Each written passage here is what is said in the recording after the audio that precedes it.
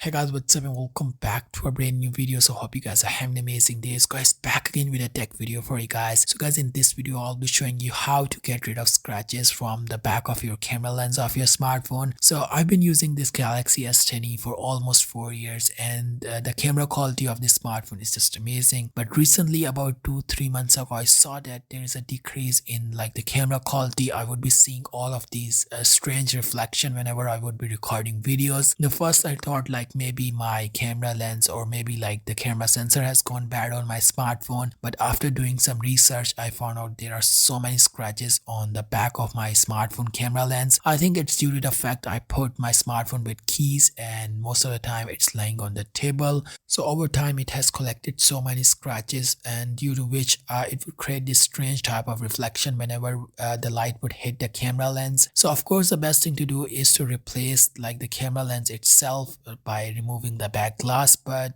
whenever you are going to open the back glass, it's going to get rid of the water resistance because it has these seals on the back of the smartphone, so that was not an option for me. So what I ended up doing was I took some toothpaste and I basically rubbed in like the counterclockwise direction as well as the clockwise direction. I did it for almost 1 to 2 minutes, then I used a wet paper towel in order to clean the back of the smartphone and the camera lens. You don't want to put too much toothpaste that it's going to be really hard for you to remove. You just want to put a little bit and you want to rub it in really nicely. If you have like a car polish with like a buffing a pad, it's going to work so much better, but since I had some toothpaste lying around I decided to use it, and I would say like there is a 50% almost 60% difference in before and after. The biggest and the most important part is the reflective thing which was happening with my videos isn't happening anymore. Like whenever light would hit, it was creating these strange lines. No, that was not happening after like using the toothpaste and cleaning the lens properly of my smartphone.